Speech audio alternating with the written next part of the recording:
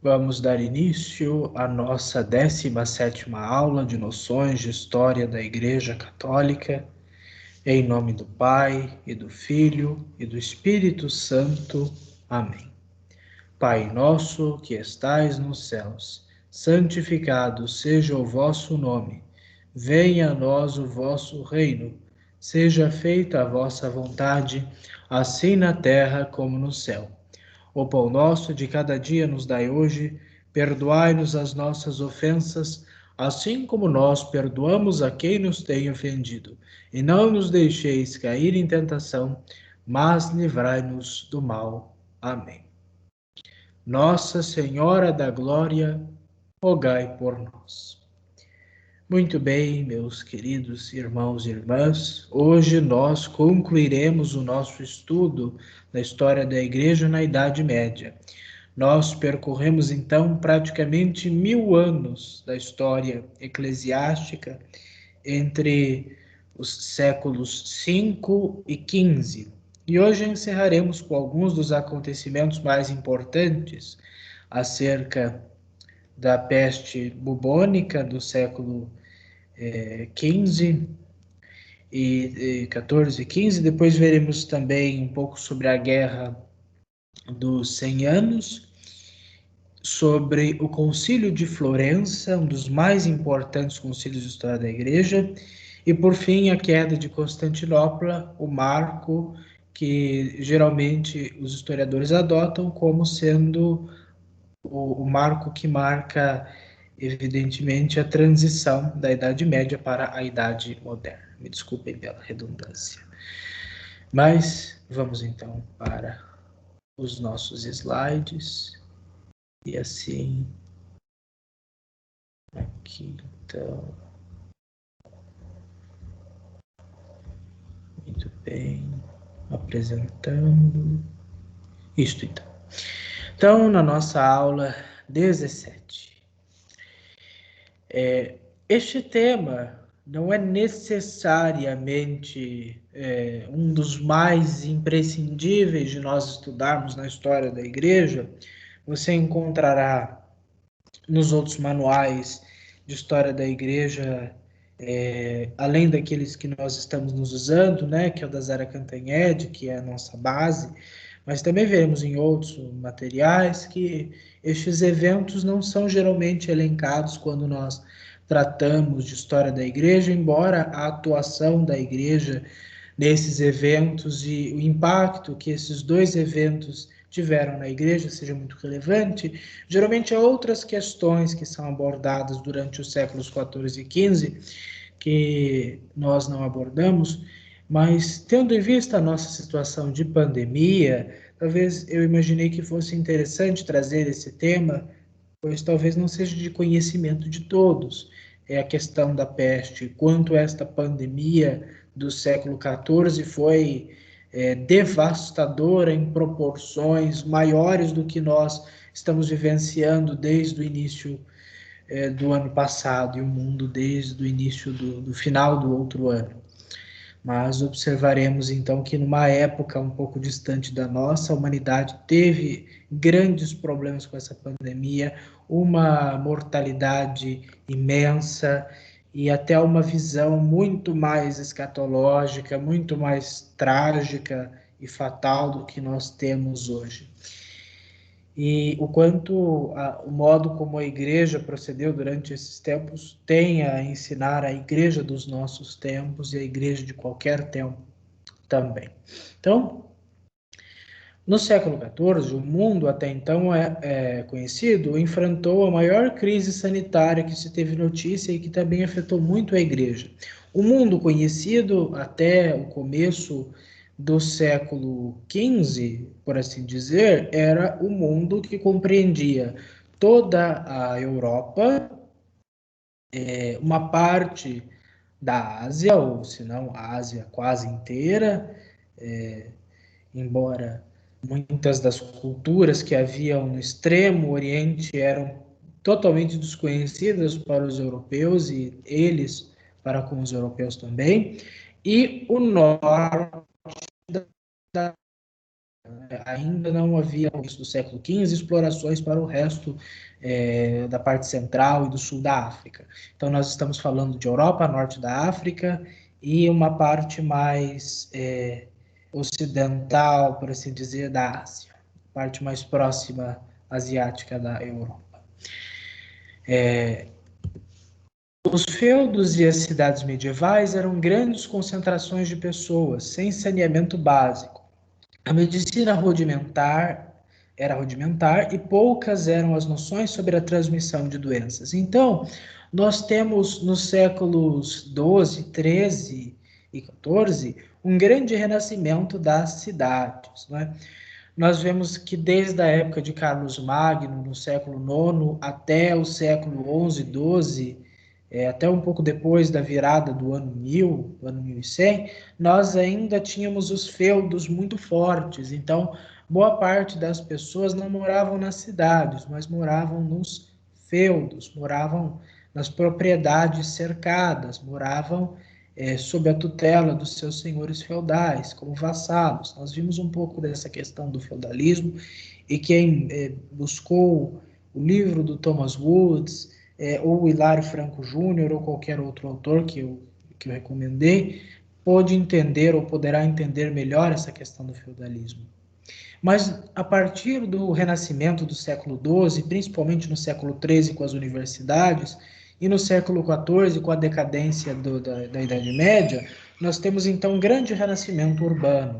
Aí vão surgir os chamados burgos, as pessoas vão sair dos feudos e vão começar a migrar para as cidades, ou muitos feudos vão acabar se transformando em cidades a partir daí, porque as cruzadas elas acabaram possibilitando a abertura daquele mundo mais fechado, e expandindo rotas comerciais, trazendo uma visão de mundo não tanto fechada dentro do próprio território, mas a Europa já começava a ter uma certa identidade nacional, não apenas por causa da religião católica da igreja, mas um próprio sentido de nacionalidade estava germinando naqueles feudos, com que isso fez com que as cidades começassem a surgir. E com as pessoas agora estudando nas universidades, muitas vezes saindo de uma região distante do seu país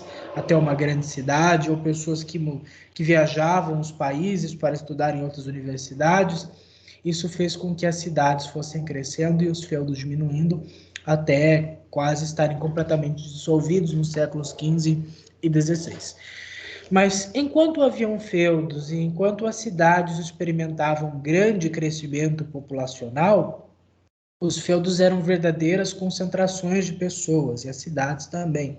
Pessoas se locomoviam de um lugar a outro, e não havia essa questão de saneamento básico, então não havia rede de esgoto como nós temos hoje. Não havia um cuidado com os excrementos, o cuidado com os doentes, com toda a asepsia que nós temos hoje. Né? A medicina era bastante rudimentar, então não havia aquele conhecimento aprofundado sobre o corpo humano e sobre a transmissão de doenças. Acreditava-se nos tais miasmas, nos tais fluidos, então havia-se cuidado com isso, mas não se tinha conhecimento de micro-organismos, né? Não se conheciam vírus, bactérias, protozoários, essas noções estavam distantes do homem medieval, assim como do homem antigo também. Não que a igreja tenha proibido o estudo da medicina, como muito se diz. Quem tiver contato com livros que tratam sobre isso, como os cientistas de Batina, um livro recente, e o livro do professor Felipe Aquino sobre fé e ciência, também muito interessante, e outras obras, vai mostrar que a igreja nunca proibiu o estudo do corpo, desde que se tratasse o corpo com a devida dignidade e o respeito. Mas por conta da falta de tecnologia aplicada a essa área que ainda havia e que vai levar séculos ainda para melhorar, as pessoas não tinham muitas noções sobre doenças. Durante os anos de 1343 a 1353, ocorreu o grande surto da peste bubônica, chamada de peste negra, porque causava putrefação dos corpos ainda vivos. Então, durante esses 10 anos, pouco depois de meados do século XIV, houve esse surto de peste bubônica. Por que ela é chamada de peste negra? Porque causava putrefação, as pessoas começavam a apodrecer em vida. Então, a carne das pessoas ia ficando enegrecida, cheirava podridão, e as pessoas soltavam pedaços de pele mortas. Por causa disso, ficou como a peste negra. Mas realmente o nome é peste bubônica. Essa peste, segundo alguns, foi causada por uma bactéria desenvolvida pelos lados da Mongólia, originada pela decomposição de muitos corpos. Essa bactéria se aloja em pulgas que ficavam nos ratos, que transitavam nas casas sem esgoto e água tratada. Então, qual seria a origem, segundo alguns, da peste bubônica? Então, seria uma bactéria que acabava se alojando em pulgas, essas pulgas mordiam os ratos, e os ratos mordiam e entravam em contato com as pessoas, e isso então acabava gerando a peste bubônica. É claro que também as pessoas podiam contaminar umas às outras, mas havia essa série de vetores que ajudou a espalhar essa doença. Não que se pegasse um miasma ou entrar em contato com o fluido dessa pessoa, etc., fazia com que essa doença se transmitisse. Mas a origem da doença em si teria sido causada pelos corpos que estavam se decompondo na região da Mongólia, na China, porque nós não vimos, mas durante os séculos 12 e 13, o Império Mongol chegou muito próximo de dominar a Europa, como dominou boa parte da Ásia, e incursões no leste europeu, né? Então nós temos o famoso Gengis Khan, né? O neto dele, né? O Kublai Khan e outros do Império Mongol chegaram muito próximos de fato vencer, de dominar o mundo, e eles deixavam um rastro de destruição, de morte, muitos mortos, e isso acabava também facilitando o ambiente propício para doenças, porque aonde há corpos em putrefação, aquele lugar acaba sendo um chamariz de doenças, um chamariz, um ambiente propício de desenvolvimento de doenças, de micro-organismos nocivos ao homem. E aquilo se espalhava, porque as pessoas viviam, de certa forma, em meio aos ratos, em meio a pulgas, em meio a outros males. É, as casas não eram limpas e bem arejadas como nós conhecemos hoje. Então, as pessoas, como era muito frio, as pessoas queimavam lenha em casa, tinham os animais, às vezes, muito próximos em casa, não havia água encanada, não havia água tratada, então, realmente, as condições eram muito precárias, muito péssimas, e foram assim, pasmem, continuam sendo, infelizmente, continuam sendo em muitos lugares. Eu creio que há bilhões de pessoas ainda sem saneamento básico, mas isso era uma condição geral da humanidade até mais ou menos os mais ricos, em fins do século XIX e depois no século XX em diante. É que começou a ter um conhecimento maior sobre a importância de ter um sistema hídrico eficiente, etc., e água tratada, e o cuidado com a higiene também. Então, pense que as pessoas eram muito higiênicas naquela época. Uma porque não tinham os meios, e outra porque não tinham um conhecimento, a importância da higiene também. Então, nós temos que levar uma série de questões em consideração que possibilitou a proliferação da peste bubônica. A própria cultura naquela época também, a falta de conhecimento, a falta de recursos, causou esses desastres. Se nós já temos uma pandemia com toda a tecnologia, com todo o conhecimento, com conforto que a tecnologia nos proporciona, em maior ou em menor grau. Imagine há 7 séculos e antes disso, outras pandemias que aconteceram também. Bom, mas não se descarta também a atuação dos postos italianos e das rotas comerciais, que ajudaram a espalhar a doença, o que causou uma infecção generalizada na Europa, tendo matado cerca de 70 milhões. Então, também, é claro, os navios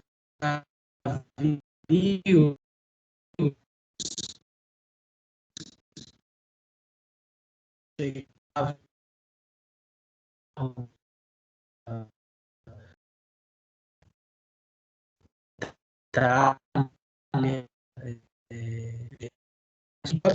Itália, veja só, eu não parei muito para falar, mas veja só uma ilustração da época sobre as pessoas com a peste bubônica.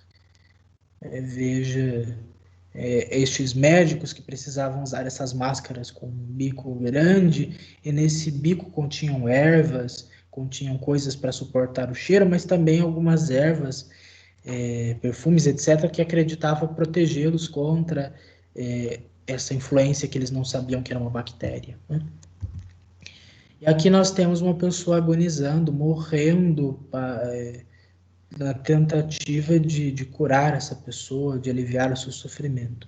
Aqui nós temos o médico abrindo, fazendo um corte nessa pessoa, um procedimento, né, chamado de sangria. Até não muito tempo atrás, os médicos acreditavam que quase tudo se tratava com sangria. Então, bastava fazer o paciente sangrar que ele melhorava. Às vezes, quando alguma coisa tinha relação com o sangue, até ajudava, mas na maior parte das vezes acabava acelerando a morte da pessoa pela perda de sangue. E aqui nós temos um frei, né, provavelmente também padre. Aqui eu não sei se é uma mulher, ou se é mãe, ou se é uma freira. Aqui nós temos a família, os animais passando fome, ratos mortos aqui, os animais de criação da família muito perto. Então, essa cena de fato descreve muito bem a realidade das pessoas, principalmente mais simples daquela época, especialmente nas cidades que estavam surgindo. Então, essa doença, essa bactéria terrível, matou cerca de 70 bilhões de pessoas, mas se nós analisarmos outros períodos, né, de pico do vírus, do vírus, não, desculpe, da peste bubônica, este número pode chegar até 200 milhões, né, contando em outras épocas. Evidentemente, a população era muito menor, então 70 milhões devia ser boa parte da população do mundo inteiro, talvez um terço da população do mundo conhecido naquela época foi vitimada por causa dessa peste. Então, hoje, se o vírus mata muita gente, infelizmente, mas a população é enorme. Embora cada pessoa tenha cada vida seja preciosa por si só, não podemos comparar o impacto de mortalidade daquela época com a época de hoje, porque graças a Deus, se muitas pessoas não morreram, porque existe uma asepsia, um cuidado, uma profilaxia muito maior do que havia no século XIV e até não muito tempo atrás. Então foi realmente uma pandemia horrorosa, a que vitimou a maior parte da humanidade conhecida naquela época. Esse número elevadíssimo de mortes causou grande impacto na população, que interpretou os eventos como um possível fim do mundo ou um castigo de Deus. Então, sempre houve aquelas pessoas, assim como há hoje, que tentam interpretar as coisas como um castigo divino. Então, a humanidade é pecadora, precisa se converter, Deus manda pragas, pestes, castigos, desastres para que as pessoas se convertam. Talvez não seja necessariamente assim. A natureza tem o seu ciclo, tem as suas questões. Não podemos fazer essa leitura, principalmente nos baseando em certas passagens da Bíblia. Então, Deus mandou praga para os egípcios, então mandou praga para essas pessoas aí também. Não podemos fazer essa leitura, ela pode ser um pouco parcial. equivocada. Mas é evidente que sempre devemos buscar a nossa conversão. Disso nós jamais podemos nos descuidar. Mas nós sabemos, como estamos aqui hoje, o mundo então não acabou no século XIV por causa da peste bubônica. Durante esse período, aconteceu um grande conflito que causou divisão entre duas nações importantes na Idade Média, a França e a Inglaterra, por um trono. Quando o rei Carlos IV da França morreu sem deixar herdeiros em 1337, o rei inglês Eduardo III, neto do rei francês Filipe IV, quis tentar tomar o trono francês, mas ele foi ocupado pelo francês Filipe VI, que foi coroado rei no mesmo ano. Então aqui nós já estamos na famosa Guerra dos 100 Anos, que acabou por durar, na verdade, 116 anos. Então, foi um conflito muito grande, cronologicamente, mas não foram 116 anos ininterruptos de guerra. Houve períodos de guerra, houve períodos pacíficos, houve períodos realmente de vitórias para a França, outros de vitória para a Inglaterra. E então tudo isso aconteceu quando o Carlos IV da França morreu e ele não tinha herdeiros. E havia uma reivindicação inglesa ao trono francês, né? Porque Eduardo III era neto do rei Filipe IV, então ele acreditava que pelo seu grau de parentesco com um rei não muito passado, ele poderia então assumir o trono inglês. Mas também Felipe tinha um grau de parentesco com o falecido rei, e ele então reivindicava para si a coroa.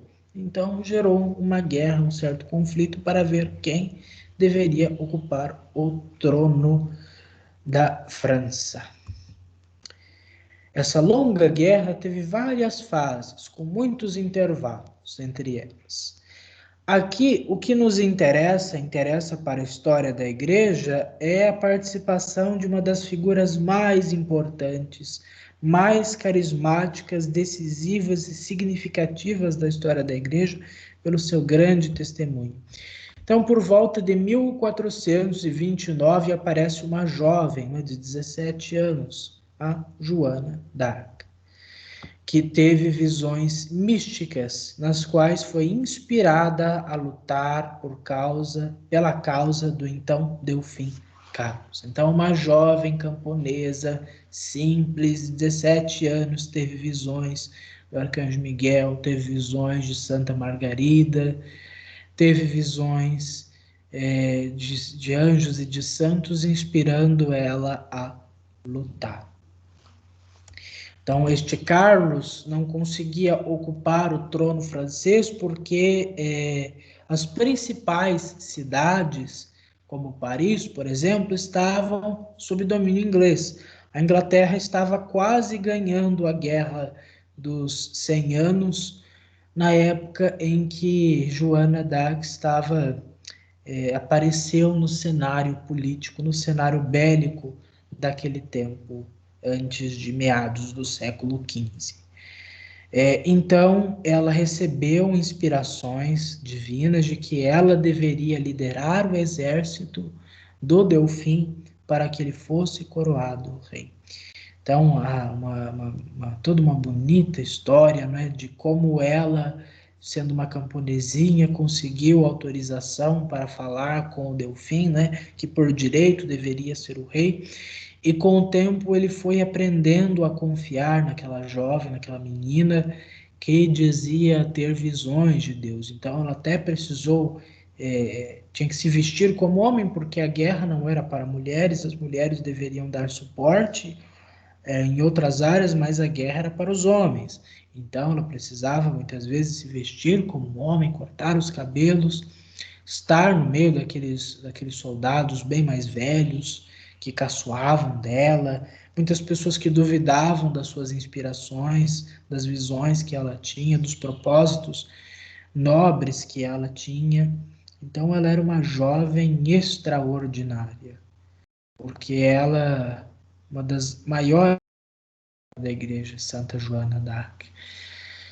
Com seu carisma, ela conseguia chamar a atenção dos soldados, até mesmo dos inimigos, e ela conseguia conquistar as pessoas, inspirar confiança nas pessoas. Por isso é que ela é muito venerada, nem tanto, muitas vezes até como santa, por pessoas da França, mas como uma grande heroína da nação, porque ela, numa época em que a França ainda estava muito dividida entre o rei, os senhores feudais, os nobres, príncipes, duques, etc., ela falava de uma unidade nacional, ela falava de uma França unida contra a invasão dos ingleses. Então, por isso ela foi muito querida pelos franceses e continua sendo. Então, ela acabou fazendo com que Carlos fosse de fato coroado. Ela foi ferida, coroado, né, em Aachen, né, onde foi coroado Carlos Magno. Ela foi ferida durante o cerco de Paris, né, acabou tendo a sua derrota militar, e foi para o cerco de Compiègne. Mas lá ela foi traída e capturada pelos aliados ingleses em 1430, tendo ficado um ano presa em um castelo. Então ela teve seus momentos de vitória, né? Esta cidade da França, né? Acabará sendo, e depois nós veremos, palco de uma outra grande tragédia para a França durante a Revolução Francesa. Então ela foi presa, foi capturada, foi torturada. Os ingleses tinham um ódio terrível contra essa jovem. Como é que pode uma menina de 19 anos causar derrotas grandes para os ingleses? Conseguir fazer com que o Delfim tomasse a capital e, de fato, começasse um processo de retomada de toda a França e de expulsão dos ingleses. Então, esse símbolo de que unia os ingleses, que unia os franceses, precisava desaparecer. Então, ela era um símbolo. Não que ela necessariamente matasse os soldados. Muitos acreditam que ela não tenha empunhado uma espada e, de fato, tenha matado. Mas ela teria empunhado o estandarte, a bandeira do rei, a bandeira do Delfim Carlos, e motivava os soldados a lutarem. Então, ela tem um grande papel simbólico. Ela, como uma jovem, ir no meio daqueles soldados, estar no fogo cruzado de lanças e de espadas e de escudos e de canhões, etc., com a sua grande bravura e com a confiança em Deus, ela conseguia fazer com que os franceses vencessem exércitos muito maiores, né? Ela acaba exercendo, sendo uma nova Débora, né? Uma nova Judite, uma nova Esther, mulheres guerreiras, mulheres que de fato conseguiram atrair para si todo um povo contra os inimigos. Então ela simbolizava esse ideal. Vejam que coisa bonita. Mas depois de traída, instalou-se um processo inquisitorial para culpá-la. Então, aqueles que estavam envolvidos nesse processo tinham a intenção realmente de culpá-la e de condená-la. O que infelizmente acabou acontecendo no dia 30 de maio de 1431, Joana d'Arc foi queimada em Rouen, né, na França, e sofreu seu martírio.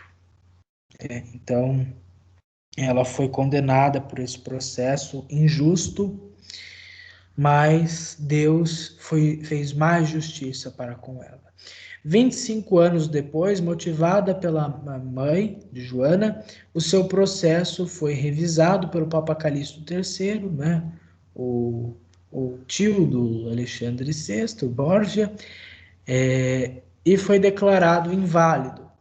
E por isso ela foi declarada inocente. Então a sua condenação não teve nenhum valor, foi injusta, foi ilícita e de fato ela foi readmitida como inocente. Mas veja só que levou muitos séculos até que ela tivesse a sua glória merecida, o seu reconhecimento com certeza já está há muitos anos, mas para que ela fosse reconhecida como tal. Então, em 1909, ela foi beatificada pelo Papa São Pio X, e em 1920 foi canonizada pelo Papa Bento XV. Então, nós estamos a 101 anos da canonização de Santa Joana d'Arc, uma santa extraordinária. A Guerra dos 100 Anos terminou com a vitória da França sobre a Inglaterra. O martírio de Santa Joana d'Arc levou os franceses a expulsarem com vigor os ingleses do norte da França, a Normandia, de onde veio Guilherme, o Conquistador. E com isso a França consolidou seu poder na Europa continental, e a guerra foi encerrada após 116 anos, no conturbado e decisivo ano de 1453. Então os ingleses achavam que matando a menina, matando a Santa Joana d'Arc, eles acabariam com a moral dos franceses. Mas o que aconteceu? Os franceses realmente buscaram a vingança contra esse ato, contra essa traição, contra a pobre Joana d'Arc.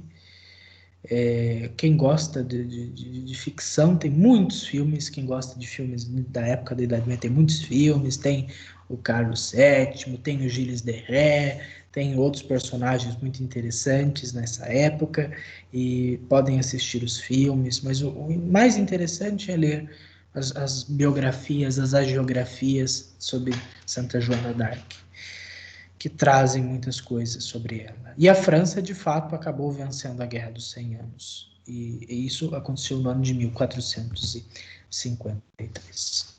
Agora nós vamos tratar um pouco sobre um concílio muito importante, que é o Concílio de Florença. Então, se alguém perguntar a você qual é o concílio mais importante da Idade Média, você pode talvez responder que é o Concílio de Florença. Nós temos o quarto Concílio de Latrão, também importantíssimo, mas esta é a minha visão. Penso eu que o Concílio de Florença seja o mais importante da Idade Média e um dos mais importantes de toda a história da Igreja. Bem que é difícil classificar um concílio como mais importante que o outro, mas as decisões do Concílio de Florença foram quase todas elas ratificadas pelo Concílio de Trento, que não foi o próximo, mas teve o Quinto Concílio de Latrão depois, nós veremos, mas realmente o Concílio de Trento teve uma boa base no Concílio de Florença. Então, quem quer conhecer Trento, conheça primeiro Florença. Para prevenir novos cismas e promover o diálogo e a unidade na Igreja, o Concílio de Florença, Constança, previa que se deveria realizar um novo concílio em pouco tempo, o que acabou acontecendo com o Papa Eugênio IV, sucessor de Martinho V, que convocou um concílio ecumênico em 1431 em Basileia. Então nós vimos semana passada que o concílio de Florença, aliás, de Constança, ele acabou fazendo com que a igreja voltasse à unidade, né? Então nós vimos que a igreja voltou à unidade após a eleição de um único papa reconhecido por todos. Esse papa foi Martinho V.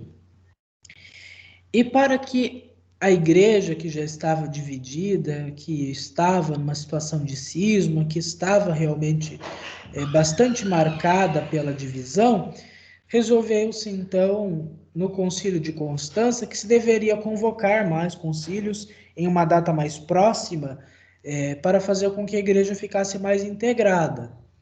Então, anos depois, o Papa Martinho V resolveu convocar o concílio, mas ele faleceu, e o seu sucessor, Eugênio IV, é quem realmente presidiu o concílio que foi convocado para Basileia, isso no ano de 1431.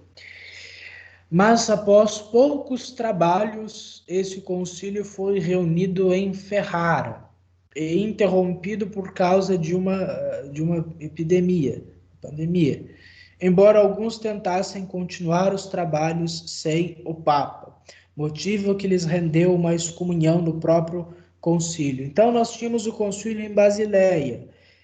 Por causa de conflitos, o concílio de Basileia, e além de terem comparecido poucos bispos no concílio o Papa resolveu transferi-lo para Ferrara, mas alguns continuavam ainda em Basileia. Eles foram até excomungados por isso. Até que o concílio foi transmitido para Florença e lá se deu quase a totalidade das discussões e dos trabalhos, dos cânones e das decisões, dos documentos que foram expedidos pelo concílio de Florença. Por isso é que esse concílio é conhecido como Concílio de Florença, embora tenha começado em Basileia, depois em Ferrara e por fim em Florença. E ele foi concluído, segundo alguns, entre 1442 e 1445. Eu procurei e não consegui determinar, achar uma data exata do término desse concílio, mas foi provavelmente durante esses anos. Esse concílio certamente é o mais complexo dos concílios medievais, em que ocorreram uma série de interferências que dificultaram sua realização e compreensão posterior. Então, havia muitos assuntos para serem tratados e, de fato, a turbulência política e epidemias, veja que nós estamos aqui quase no meio, às vésperas, né, do grande, nós estamos aqui no século XV e nós tivemos muitos problemas também com pestes, o que dificultou então um pouco os trabalhos conciliares. E a transferência de uma cidade para outra levava muito tempo, havia dificuldades no deslocamento dos bispos, e isso então atrasou os trabalhos do Concílio de Florença, assim como viria a atrasar também, apesar de que no Concílio de Trento há muitas outras complicações, não é nesse mesmo Concílio de Trento que acabo de me referir, que vai acontecer no século seguinte. Então, qual é a grande importância do Concílio de Florença para a história da Igreja? O Alberigo é que trata disso de uma forma magistral. Foram definidas muitas questões doutrinárias, então o Concílio de Florença é bastante lembrado por ter discutido muitas questões doutrinárias e muito importantes, como a questão do purgatório, que foi finalmente ratificada no Concílio de Florença. Não foi uma pelo amor de Deus, que teve dado purgatório na Idade Média, e Florença ratificou esse tempo purgatório, antes ninguém acreditava no purgatório, e de repente a igreja tirou da cartola da Bíblia o purgatório e o concílio carimbou. Não, longe disso. A questão é que quando um concílio decreta algo como dogmático, quer dizer que o concílio já está referendando algo que é de fé da igreja, que tem base na escritura, na tradição, que são as duas, a palavra de Deus, com o aval do magistério eclesiástico anterior e contemporâneo, seguindo, analisando os census fidei, né, a fé dos fiéis, o censo dos fiéis, não apenas daquele tempo, mas de todos os tempos, em todos os lugares, circunstâncias. Quando algo é declarado como um dogma, é porque, de fato, aquilo encontra respaldo, todo o respaldo possível e, de fato, vem da revelação divina. A questão do cânon bíblico ainda foi, que é uma das questões mais importantes do Concílio de Florença, foi colocado. Então havia uma grande discussão sobre os deuterocanônicos, havia uma grande discussão se os livros de Tobias, de Judite, Baruque, os dois livros dos Macabeus, o Eclesiástico e a Sabedoria, além de partes do livro de Daniel e do livro de Esther, se esses escritos eram de fato inspirados por Deus e deveriam ser lidos, estudados, refletidos com a mesma veneração dos outros textos, ou se por acaso eles pertenciam ao que alguns chamam de segunda linha. Então nós temos os protocanônicos, ou seja, os primeiros canônicos, e os deuterocanônicos, né, os segundo canônicos. O Concílio de Florença vai adotar a ideia de que não, esses livros não são menos nem mais importantes, mas são igualmente importantes. Esses 7 livros aí estão no Antigo Testamento, né? Não estão na Bíblia evangélica, mas estão na Bíblia católica porque eles sempre foram utilizados.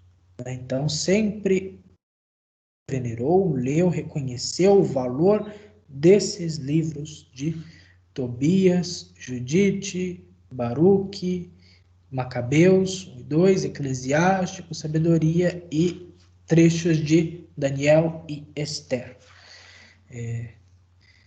Não é o momento de nós refletirmos mais sobre isso, mas essa questão do cânon bíblico foi decidida como 73 livros inspirados, 46 do Antigo Testamento, 27 do Novo Testamento. E depois o Concílio de Trento vai dar a confirmação final dessa questão.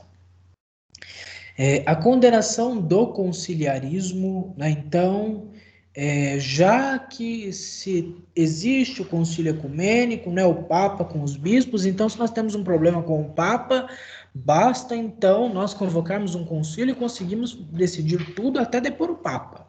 Não é isso. O concílio não está acima do Papa, o concílio depende do Papa. O Papa precisa, se não convocá-lo, reconhecê-lo, aprová-lo, senão ele não tem validade alguma, porque ele é a cabeça do colégio episcopal e de toda a igreja. Portanto, o bispo de Roma está acima dos concílios ecumênicos. Eles são instrumentos do próprio Papa para o exercício do seu magistério, com o magistério dos bispos. O Concílio de Florença ficou marcado pela tentativa de reunificação da Igreja Católica do Ocidente com a Igreja Ortodoxa do Oriente, com a participação de alguns bispos ortodoxos e representantes do imperador bizantino. E no ano de 1439 foi firmada a reunificação das igrejas em um acordo entre o Papa Eugênio IV, o imperador João VIII e o patriarca José II de Constantinopla. Houve até uma bula chamada Letentur Caeli, na qual os bizantinos deveriam reconhecer a causa filioque, ou seja, a procedência do Espírito Santo, do Pai e do Filho. Então, desde 1054, as igrejas já andavam separadas. Então, os concílios foram tentando unificar, né? Vimos isso especialmente no Quarto Concílio de Latrão, no Concílio de Vienne, no Concílio de Constança, em Lyon também, e agora no Concílio de Florença houve essa tentativa. Realmente o Papa Eugênio IV estava muito empenhado a fazer essa união com Constantinopla e teve muito apoio do imperador e do patriarca de Constantinopla. Mas o Oriente e o Ocidente, de fato, já estavam muito distantes. Houve aquela questão da Quarta Cruzada em 1204, no saque de Constantinopla, que dificultou as coisas. E boa parte dos fiéis realmente não desejavam, tanto de um lado quanto do outro, essa unidade entre as partes da mesma igreja. Então, houve a tentativa, não é? Essa Letentur Caeli, que está no Denzinger, que nós podemos ler, realmente é uma tentativa dessa reunificação, onde eles conhecem que o Espírito Santo procede do Pai e do Filho, não apenas do Pai, como costuma se afirmar entre os ortodoxos. Porém, esse acordo não agradou boa parte do clero ortodoxo e do povo bizantino. Apenas alguns etíopes e coptas, e também tem os armênios, voltaram à comunhão com Roma. Cabe ressaltar a dificuldade da comunicação entre os dois lados e o profundo interesse político da parte de alguns orientais para com os ocidentais, ou seja, a reunificação com o pretexto para uma cruzada a fim de expulsar os islâmicos de seus territórios conquistados e assediados por eles naquele período. Então, talvez boa parte dessa questão de reunificação das igrejas havia um certo interesse do Oriente em uma nova cruzada, porque os turcos otomanos já estavam à porta e eles precisavam do auxílio dos exércitos ocidentais para combater esses turcos. Mas o povo e o clero, em boa parte, não apoiavam, embora as intenções do patriarca e do imperador tenham sido sinceras, mas não houve apoio popular, então eles não conseguiram muita coisa.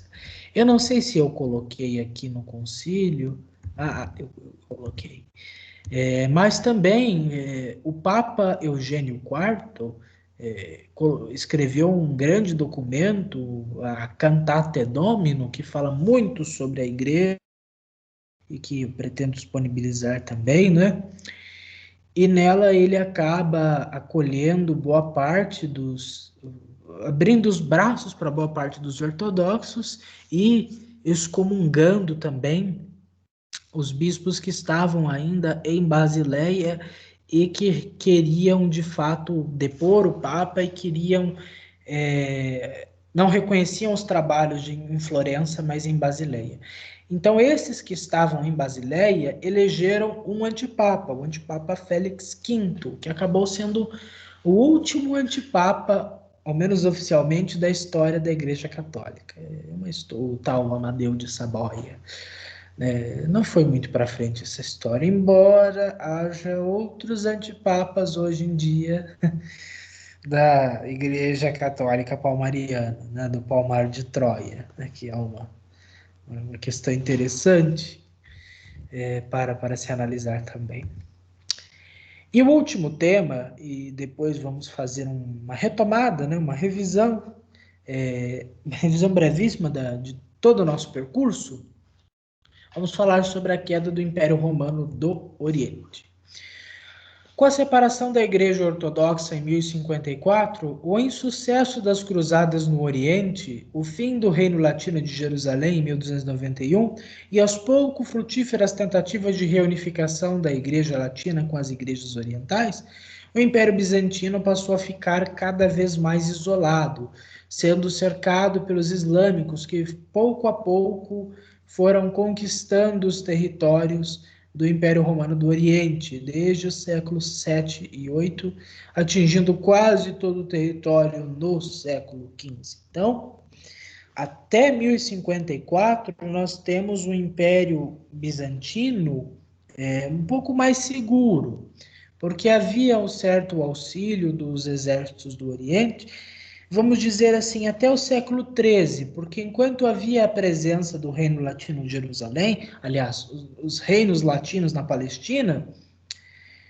havia então um certo recuo, havia então algo que batesse de frente com os avanços, com os assédios otomanos no Império Romano do Oriente. Mas depois que esse apoio ocidental vai sendo perdido e o império começa a se desfragmentar, o Império Bizantino realmente acaba lutando sozinho.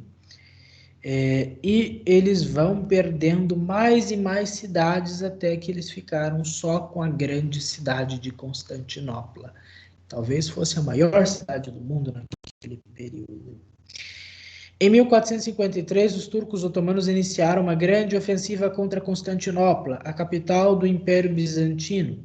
A Europa estava dividida na Guerra dos 100 Anos. Repare que enquanto o Oriente, aqui o Império Romano do Oriente estava sofrendo na mão dos otomanos, a Europa estava com a Guerra dos 100 Anos. Então não havia como prestar auxílio.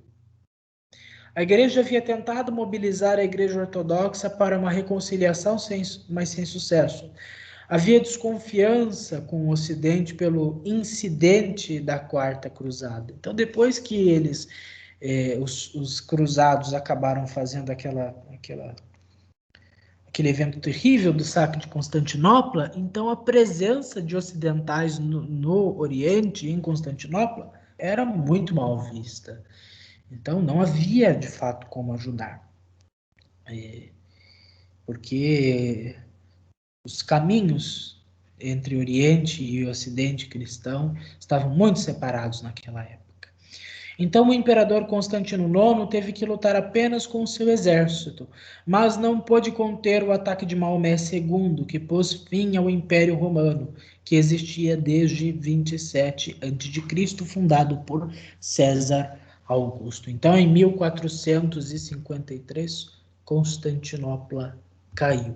E com isso cai a última cidade, o último resquício do Império Romano.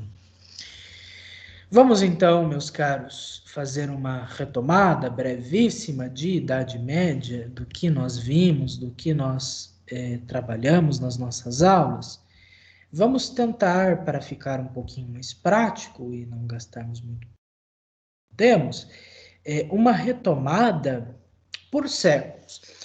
No ano, então, de 476, no final do século V, nós temos o quê? Nós temos a queda do Império Romano do Ocidente, o marco inicial da Idade Média.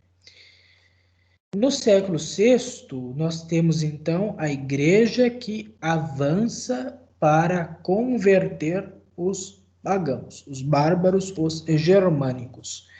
E nós temos também o grande florescimento da vida religiosa na Europa em 529 com o São Bento, com a fundação da Abadia do Monte Cassino. E, curiosamente, também no mesmo ano, o fechamento da Escola de Alexandria, expulsando os filósofos gregos reminiscentes do paganismo para o Oriente Islâmico, para o mundo islâmico, melhor dizendo. Nós temos no ano de 553 o quê? Nós temos o segundo concílio de Constantinopla, com a questão da controvérsia dos 3 capítulos, né? Ibas de Edessa, Teodoreto de Ciro e Teodoro de Suécia, a questão com o higienismo, uma certa incompreensão do concílio de Calcedônia e muitas outras questões também envolvidas. Depois nós temos no século VII, em 622, o surgimento do islamismo. 632, a morte de Maomé, e depois o Islã se espalha por toda a Europa, até que no começo do século VIII nós temos então a batalha, acho que 732, né? A batalha de Poitiers, onde o Carlos Martel acaba expulsando os islâmicos. Mas ainda no ano de 680, nós temos o terceiro concílio de Constantinopla e a questão da condenação do monotelismo, a definição de que Nosso Senhor tem uma vontade divina e humana, uma inteligência divina e humana. Depois, no século VIII, nós temos também o segundo concílio de Nicéia, que definiu a questão da veneração das imagens a partir da teologia de São João Damasceno.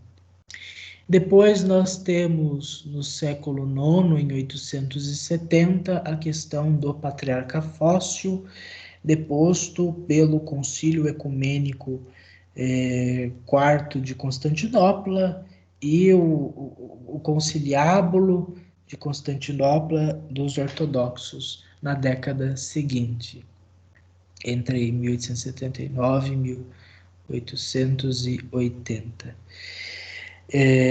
Nós tivemos o Concílio Quincexto também, mas isso lá atrás. Enfim, depois do Concílio Ecumênico de Constantinopla III, só para mencionar. Depois nós temos, em 1095, o começo das Cruzadas, até em 1291, o fim do Reino Latino de Jerusalém, esses 2 grandes séculos de cruzadas. Nós temos o surgimento das ordens, aliás, um pouco antes disso, nós temos a Reforma Gregoriana de 1073 a 1085, com São Gregório VII, isso no século XI.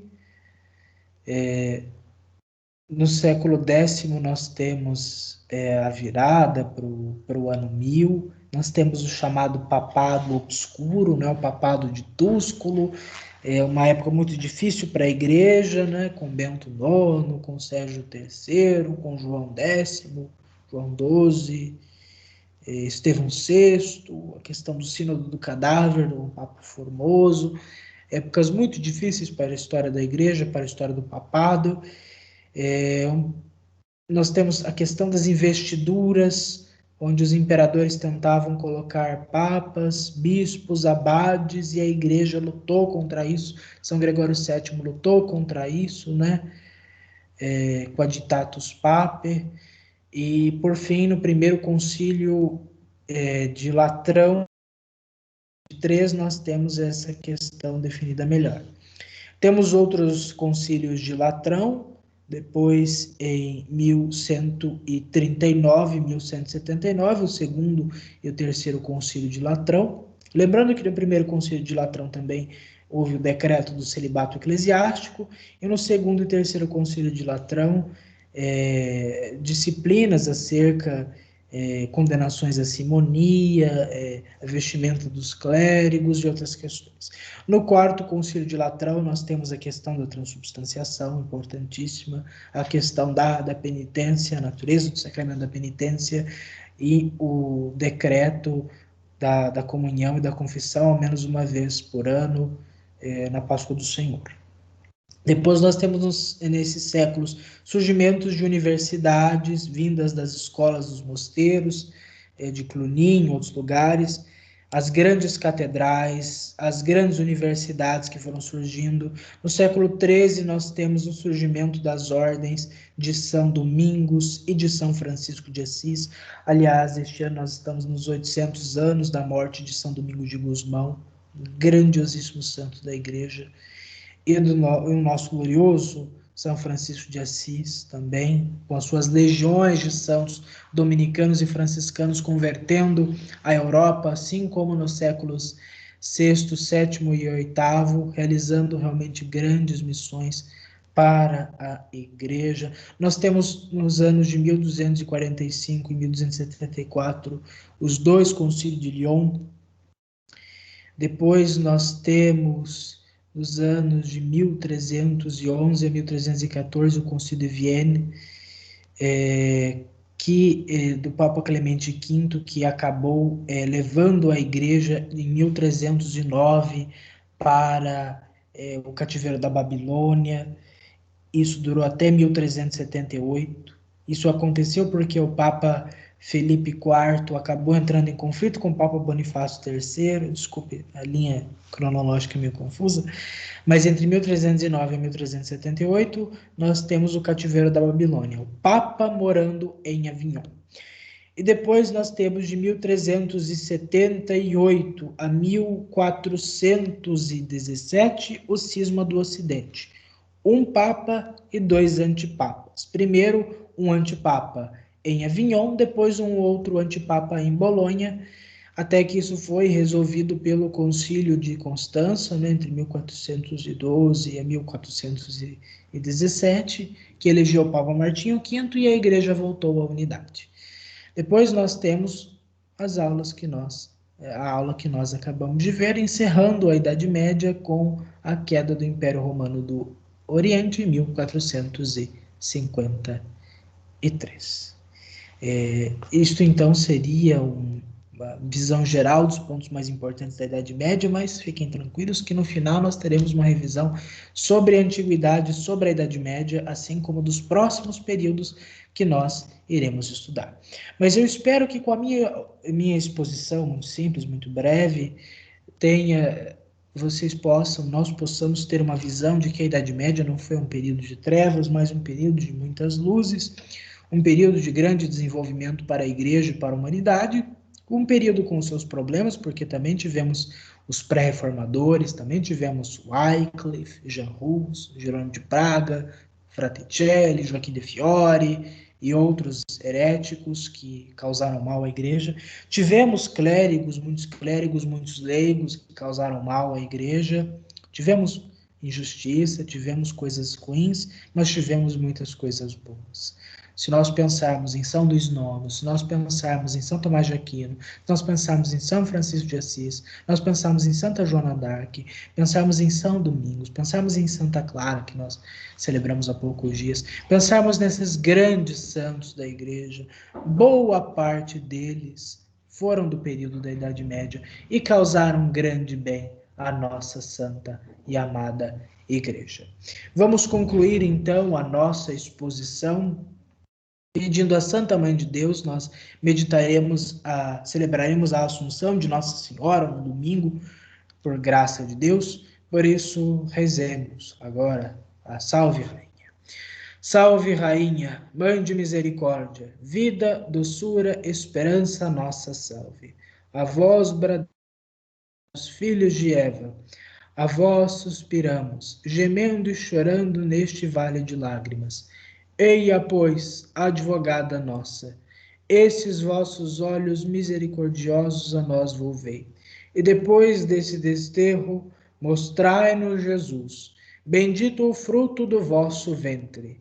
Ó clemente, ó piedosa, ó doce e sempre Virgem Maria, rogai por nós, Santa Mãe de Deus, para que sejamos dignos das promessas de Cristo. Amém. Aguardo todos vocês na semana que vem, se Deus quiser, para começarmos a Idade Moderna.